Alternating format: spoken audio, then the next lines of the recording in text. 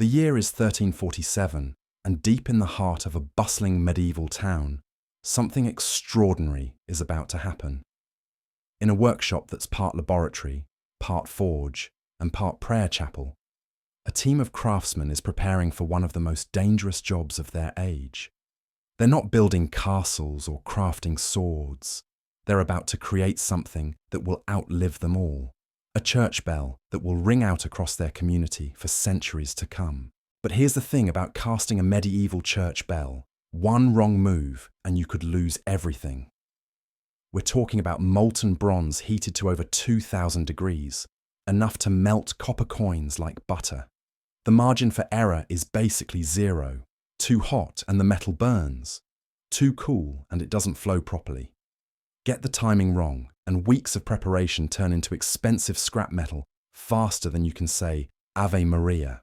What most people don't realize is that these bell makers weren't just craftsmen. They were part chemist, part engineer, and part magician. They had to understand metallurgy without modern science, control temperatures without thermometers, and create perfect acoustics using nothing but their ears and generations of handed-down secrets. Talk about pressure. The whole process started months before the actual casting day. Master bell founder Willem van der Berg, let's call him Willem because that's what his apprentices called him when they weren't too terrified to speak, had been planning this particular bell since spring. The local parish had commissioned it to replace their cracked bronze bell that had been limping along for decades, producing a sound that one parishioner described as a dying cow with a head cold. Willem's workshop was located just outside the town walls, and for good reason. The smell alone could knock a horse unconscious. We're talking about a combination of burning charcoal, melting metals, wet clay, and whatever mysterious chemicals these medieval masters mixed into their secret formulas. Add in the constant smoke from multiple fires, and you had an atmosphere that would make modern safety inspectors weep into their clipboards. The team consisted of Willem, 2 experienced journeymen, and 3 apprentices who spent most of their time trying not to set themselves on fire. Each person had a specific role, and everyone knew that one mistake could ruin months of work, or worse, kill someone. Medieval foundries weren't exactly known for their safety protocols. Your protective equipment consisted of leather aprons, thick gloves, and prayers to Saint Eligius, the patron saint of metalworkers. The first challenge was creating the mold, and this is where things got really interesting. They couldn't just pour molten metal into any old container and hope for the best. A church bell needed to have perfect acoustics, which meant the shape had to be mathematically precise. But here's the catch. They were doing this without calculators, without precise measuring tools, and without any of the technology we take for granted today. Willem started with something called the strickle board, basically a wooden template that would determine the bell's final shape. This wasn't some random curve he drew by hand. The proportions had been passed down through generations of bell makers, refined over centuries of trial and error. The relationship between the bell's diameter, height, and wall thickness would determine everything about how it sounded. Get it wrong, and you'd end up with a bell that sounded like someone banging on a cooking pot. The core came first, a massive clay structure built around an iron armature that looked like a giant beehive. The apprentices spent days mixing clay with horsehair, straw, and other materials that created a mixture strong enough to withstand the pressure of molten bronze but porous enough to let gases escape. Too dense, and the mold would crack. Too loose, and it would collapse under the weight of the metal. Building this core was like constructing a sculpture, except your sculpture had to be hollow, perfectly shaped, and strong enough to survive having liquid metal poured around it at temperatures that could melt silver. The apprentices worked in shifts, constantly smoothing and shaping the clay while it was still workable. One of them, a young man named Thomas who'd been apprenticed for 2 years, had developed calluses on his hands thick enough to use as potholders. Once the core was complete and dried, they built the cope, the outer mold that would form the bell's exterior surface. This was where the real artistry came in. The cope wasn't just functional, it was where they added any decorative elements the parish had requested. This particular bell was commissioned with Latin inscriptions around the rim, and a small relief of St. Michael slaying a dragon near the crown. Creating these decorative elements required skills that would impress modern artists. The inscriptions had to be carved backward into the clay so they'd appear correctly on the finished bell. One letter carved wrong, and the entire message would be ruined. The relief work was even trickier. Every detail had to be perfect, because there was no going back once the bronze was poured. The chemistry of the bronze itself was another closely guarded secret. The standard recipe called for about 78% copper and 22% tin. But every master founder had his own variations. Some added small amounts of lead for easier casting. Others included zinc or even silver for better tone quality. Willem's secret ingredient was a tiny amount of antimony, which he claimed made the bronze flow more smoothly and created a clearer ring. But getting the proportions right was only half the battle. The metals had to be melted in the correct order at the right temperatures and mixed with techniques that had been perfected through generations of trial and error. Too much tin, and the bronze would be brittle. Too little, and it wouldn't have the proper resonance. The copper had to be pure, the tin free of impurities, and everything had to be measured by weight using scales that were accurate to within a few ounces. The furnace itself was a marvel of medieval engineering. Built from specially selected stones and lined with clay that could withstand extreme temperatures, it was designed to create an even, controlled heat that would melt over 2,000 pounds of metal. The fuel was charcoal, tons of it, that had to be fed into the furnace at precise intervals to maintain the right temperature. Controlling the fire was an art form in itself. Too much air, and the flames would burn too hot, potentially ruining the bronze. Too little, and the metal wouldn't melt completely. The bellows operator had to maintain a steady rhythm for hours, pumping air into the furnace while watching the flames for subtle changes in color that indicated the temperature was rising or falling. As casting day approached, the tension in the workshop became almost unbearable. Everything had to be perfect. The mold, the metal, the timing, even the weather. Rain could cause problems with the clay molds, while wind could affect the furnace temperature. Willem had been checking and rechecking every detail for days, knowing that once they started the final pour, there was no stopping until it was finished. The parish had even sent representatives to observe the casting, adding extra pressure to an already nerve-wracking process. These weren't just any observers either. They included the head priest, the mayor, and several wealthy merchants who'd contributed to the Bell Fund. Everyone wanted to witness the moment when molten bronze would transform into the voice of their church, assuming everything went according to plan. The night before casting day, Willem barely slept. He kept walking around the workshop, checking the mold one more time, testing the furnace temperature, and muttering prayers under his breath. His apprentices found him at dawn, still circling the setup like a nervous father waiting for his child to be born. Which, in a way, wasn't far from the truth. This bell would be his legacy, his reputation cast in bronze for all to hear. The real drama started when they fired up the furnace for the final melt. The charcoal had to be arranged just so, creating air channels that would distribute heat evenly throughout the crucible. Thomas and the other apprentices took turns working the bellows, pumping air into the flames until the roar became so loud you couldn't hear yourself think. The heat was so intense that standing within 10 feet of the furnace felt like sticking your face into an oven. Willem had calculated that they'd need exactly 4 hours to reach the proper temperature. Not 3 hours and 50 minutes, not 4 hours and 10 minutes. 4 hours precisely. Medieval founders didn't have fancy pyrometers or temperature gauges. They judged the heat by watching the flames change color, from orange to yellow to that perfect white-hot glow that meant the bronze was ready to flow. One of Willem's journeymen, a grizzled veteran named Hans, could allegedly tell the temperature within 20 degrees just by looking at the flames. The apprentices thought he was showing off, but Willem knew Hans had melted more bronze than anyone else in 3 counties. The copper went into the crucible first, glowing like tiny suns as it heated up. The smell was indescribable. Imagine hot metal mixed with burning charcoal and the acrid smoke of whatever impurities were burning off. Everyone's eyes watered constantly, and breathing became a challenge. The apprentices wrapped wet cloth around their faces, looking like medieval bandits preparing for the world's most dangerous heist. Adding the tin was the moment when things got really nerve-wracking. Tin melts at a much lower temperature than copper, so timing was everything. Add it too early, and it would burn off as vapor before it could alloy properly. Add it too late, and it wouldn't mix evenly, creating weak spots in the finished bell that could cause it to crack. Willem watched the crucible like a hawk, waiting for that exact moment when the copper reached the perfect consistency. Not quite liquid, but soft enough to accept the tin.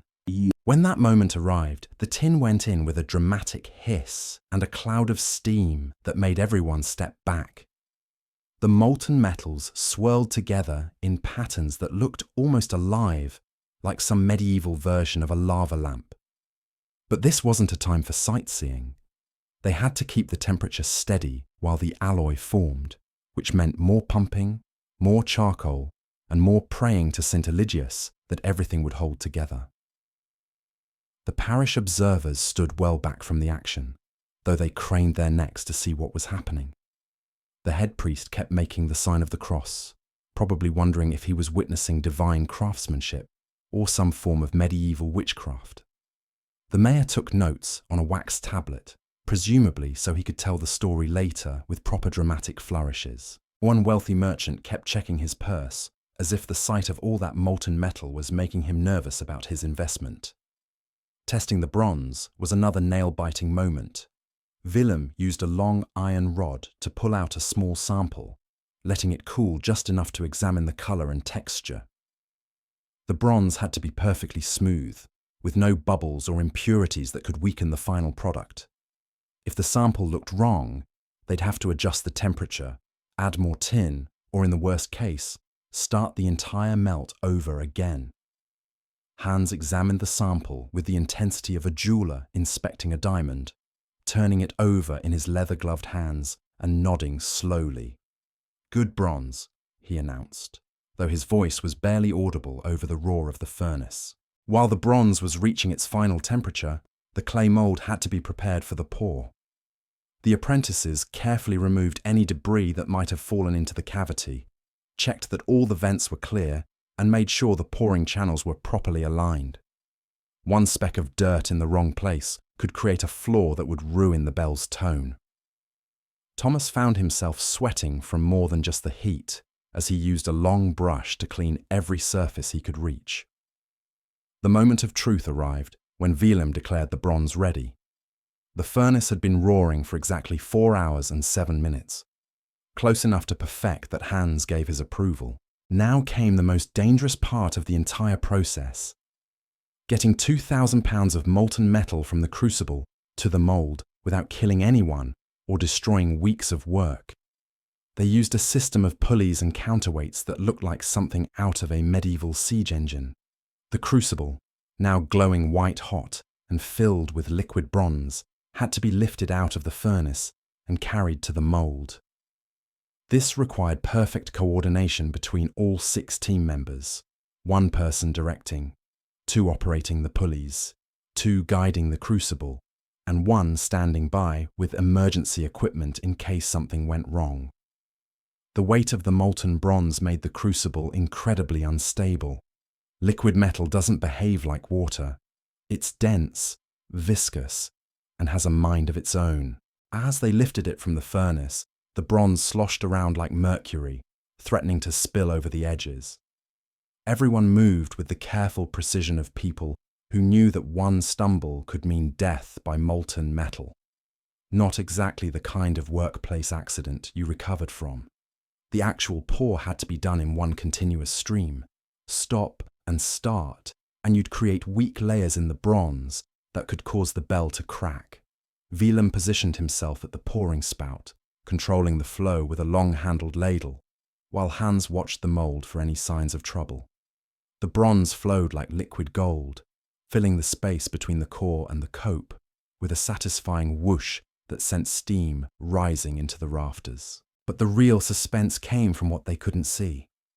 Inside the mold, the bronze was displacing air, creating pressure that had to escape through carefully placed vents. Too much pressure, and the mold could explode, sending molten metal flying in all directions. The apprentices watched these vents like their lives depended on it, which they probably did, ready to sound an alarm if anything looked wrong. The pour took exactly 17 minutes, and by the end, everyone was drenched in sweat despite the autumn chill. Willem's hands shook slightly as he set down the empty crucible. Though whether from exhaustion or relief, nobody asked. The mold now contained what would hopefully become a perfect church bell, but they wouldn't know for certain until the bronze cooled and they could break away the clay. Crucible, though weather-yon or relieved. They'd what from exhaust wool, nobody contain ask bell, but old now perfect had hopefully become church. They wouldn't bronze coo that know for certain until the could breakled and they clay away. The cooling process was its own special kind of torture. After 17 minutes of controlled chaos, everyone had to sit back and wait while physics did its work. Medieval bell founders didn't have the luxury of controlled cooling chambers or temperature monitoring equipment. They just had to trust that the bronze would solidify evenly, without creating the kind of internal stresses that could turn their masterpiece into expensive scrap metal. The first 24 hours were critical, cool too fast, and the bronze would shrink unevenly, potentially cracking the bell before they even removed the mold. Cool too slowly, and impurities might settle in ways that would affect the tone quality. Willem had calculated that this particular bell would need at least 3 days to reach room temperature safely, but those 3 days felt longer than Lent to everyone involved. The workshop took on an almost eerie quiet after the dramatic pour. The furnace was allowed to die down gradually, and the constant roar of the bellows was replaced by the occasional creak of cooling metal and the nervous shuffling of feet. The parish observers had gone home, promising to return when the bell was ready for unveiling, but Willem and his team stayed close. Someone had to monitor the cooling process, and besides, none of them could have slept anyway. Thomas discovered that medieval bronze made some truly unsettling sounds as it cooled. Occasional pops and clicks echoed from inside the mold as the metal contracted, each one making everyone freeze and listen intently. Was that a normal cooling sound? Or was their bell cracking apart inside its clay cocoon? Hans claimed he could tell the difference, but even his experienced ear couldn't be completely certain until they broke open the mold. The second day brought its own anxieties. Willem had been pacing around the mold since dawn, occasionally pressing his ear against the clay to listen for sounds that might indicate problems. The bronze should have been mostly solid by now, but there was still enough heat radiating from the mold to warm your hands if you held them close. The apprentices took turns checking for any cracks in the outer clay that might indicate the bronze had expanded unexpectedly during cooling. Food became an afterthought during these waiting days. The team survived on bread, cheese, and whatever ale they could convince the local tavern keeper to deliver to the workshop. Nobody wanted to leave for a proper meal in case something went wrong. Medieval bell casting was like watching a pot that absolutely must not boil, except your pot weighed a ton and contained your reputation along with your livelihood. The third morning brought the moment everyone had been dreading and anticipating in equal measure. Willem declared the bronze cool enough for the great unveiling, though his hands were visibly shaking as he picked up the first hammer. Breaking away the mold was like unwrapping the world's most expensive present, except this present might turn out to be a complete disaster that would bankrupt the workshop and destroy several reputations. They started with the cope, carefully chipping away the outer clay layer with small hammers and chisels. Every piece that came away revealed more of the bronze surface underneath, and so far, things looked promising. The bronze had a good colour, that rich golden hue that indicated proper alloy composition.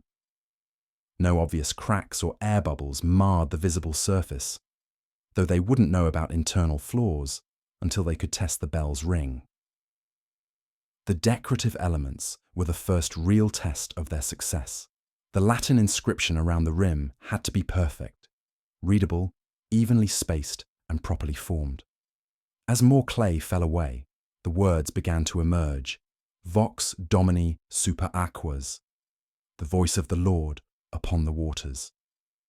Each letter was crisp and clear, exactly as it should be. Thomas let out a breath he didn't realize he'd been holding when the final letter appeared without any defects. The relief of St. Michael proved even more impressive.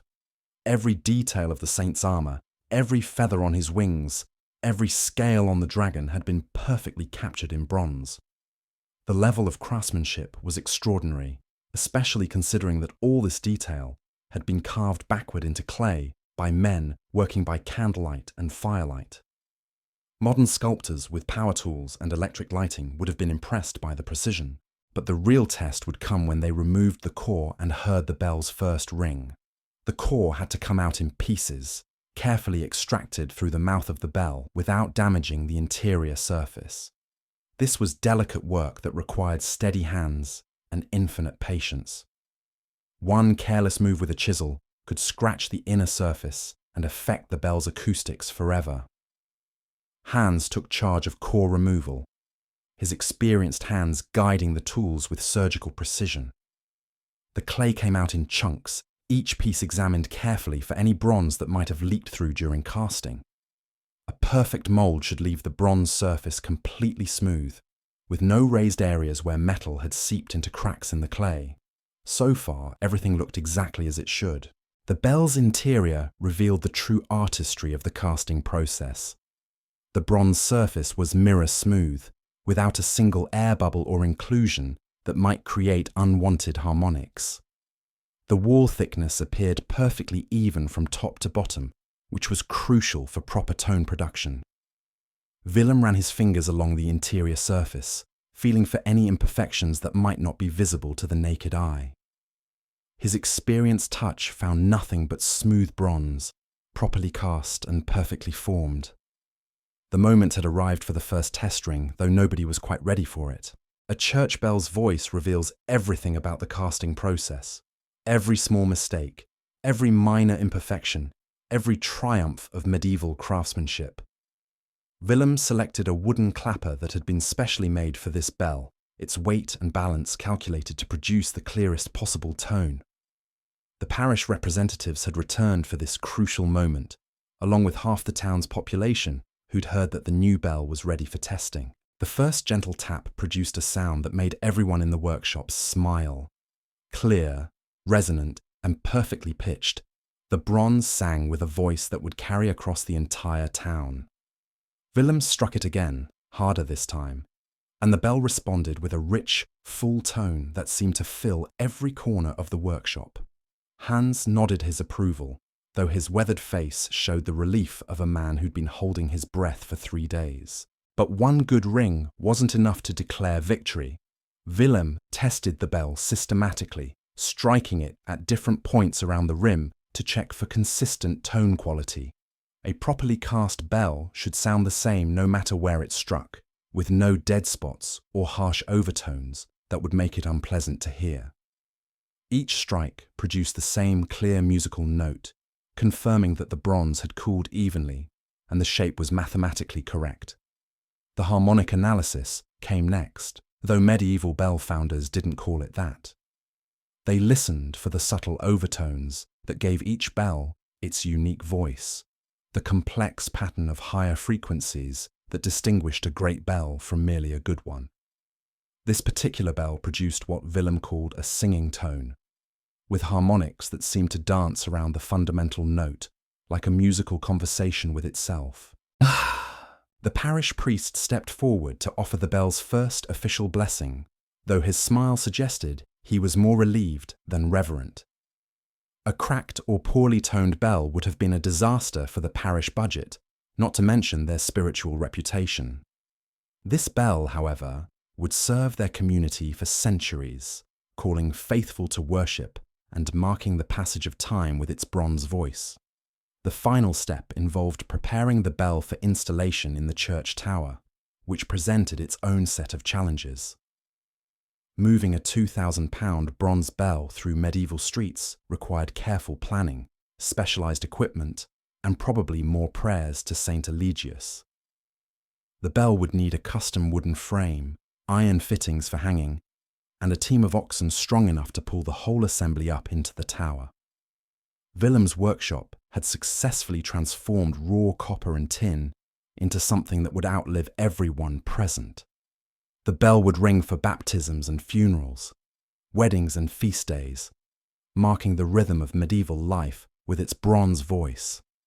It would survive wars, plagues, and political upheavals, carrying the memory of this moment forward through centuries of history. But for now, in the autumn of 1347, it was simply a perfect bell in a smoky workshop, surrounded by exhausted craftsmen who'd just pulled off one of the most technically demanding feats of their age.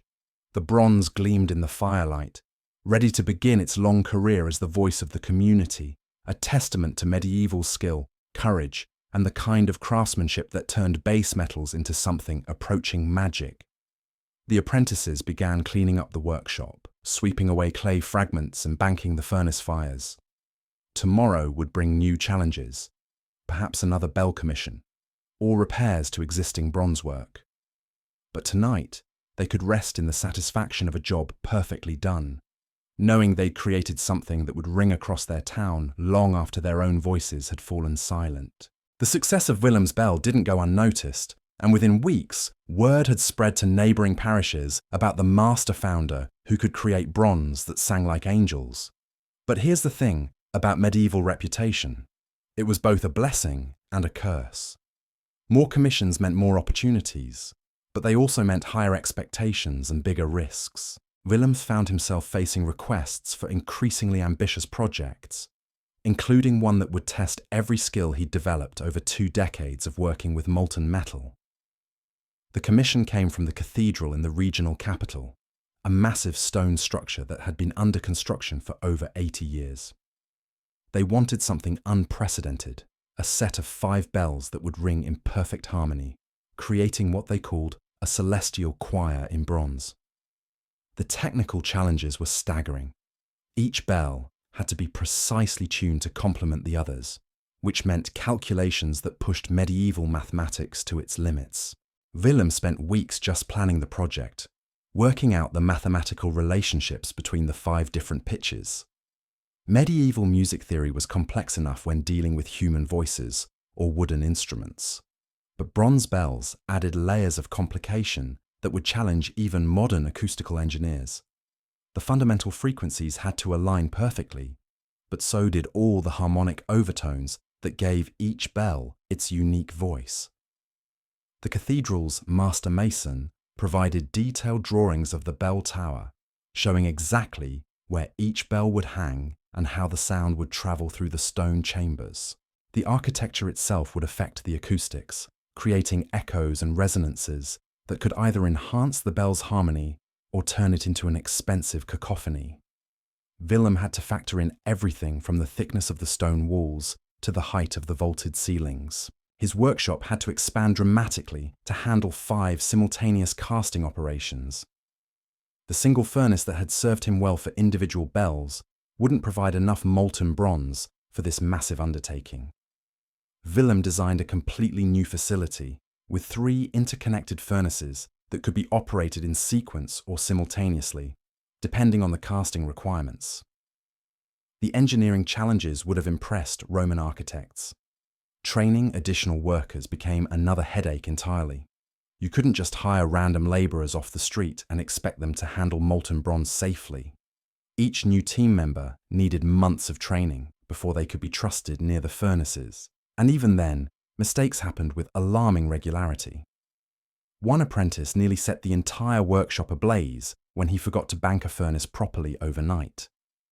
Another managed to drop a crucible of molten tin, creating a puddle of liquid metal that took 3 days to cool enough for safe removal. The bronze requirements alone were staggering. Willem calculated that he'd need over 8,000 pounds of copper and nearly 2,000 pounds of tin, more metal than most foundries used in an entire year. Acquiring that much raw material required negotiations with merchants from across Europe, complex trade agreements, and enough advance payment to fund a small war. The cathedral's treasurer looked physically ill when Willem presented his material estimates, but the real nightmare was quality control. Each bell in the set had to meet not just individual standards, but also work harmoniously with the other four. This meant that if even one bell came out wrong, the entire project could be ruined. Willem couldn't cast them one at a time and hope for the best. The acoustic relationships were too precise for that approach. All 5 bells had to be cast within the same week, using bronze from the same batches of raw materials, following identical procedures that allowed no room for variation.